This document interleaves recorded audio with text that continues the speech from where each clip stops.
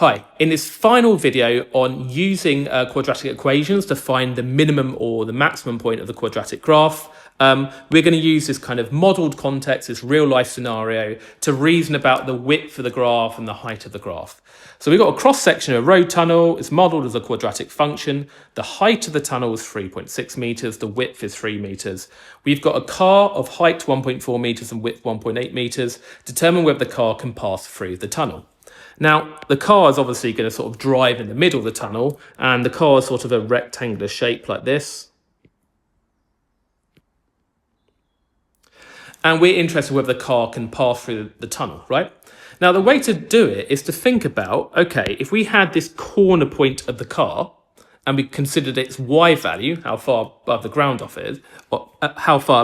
it is, how does that compare to the y value of the tunnel at the same value of x? So when these are level, how does the y value of the tunnel compare to the y value of the corner of the car? Because we don't want the corner of the car to clip the tunnel, right?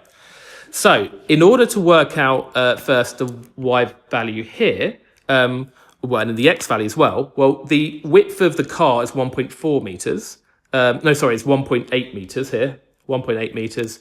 So therefore, just half of that is going to be 0.9 meters, because then the whole width of the car will be 1.8. So this coordinate here is 0.9. And what's the y value? It's just the height of the car, which is 1.4 meters. So we need this y value here of 1.4 to be less than the y value of the graph when x is 0.9. Now, to find that y value here, in this purple point, we need the equation of this quadratic, right? Now, in general, if you had a quadratic graph, and let's say you knew the roots of this graph, in fact, let's just draw the quadratic first. So we've got this quadratic graph.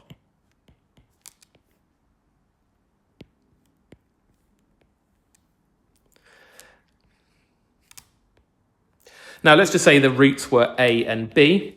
Then basically the equation of the line would be x minus a, x minus b, right? Because if you think about it, if x was a, then a minus a, if you substitute it in, would be 0, and 0 times anything would be a y value of 0, and the y value is indeed 0 at that point.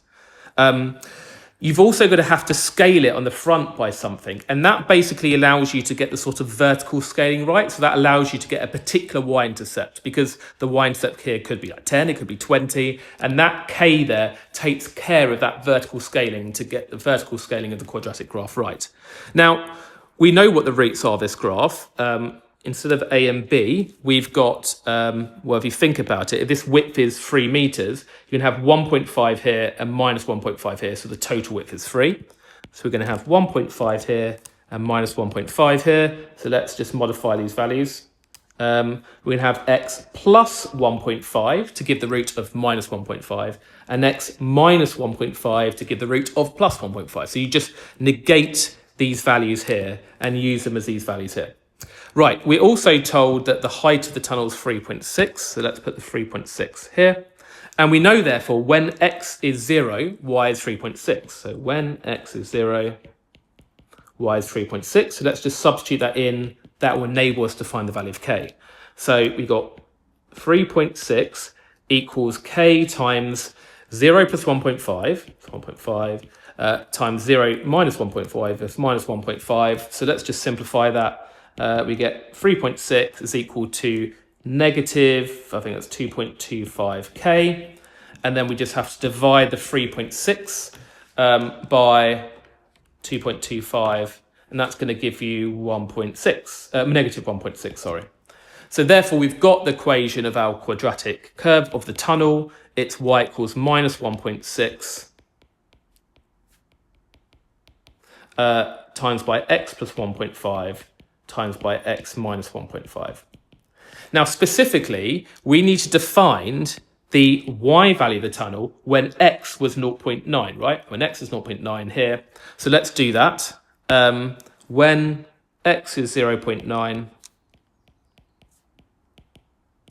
y is going to be, and then you're just going to do minus 1.6 times by 0.9 plus 1.5 times 0.9 minus 1.5, and I'm obviously going to have to use my calculator for that, minus 1.6 minus 1.6 times 0.9 plus 1.5 times by 0.9 minus 1.5.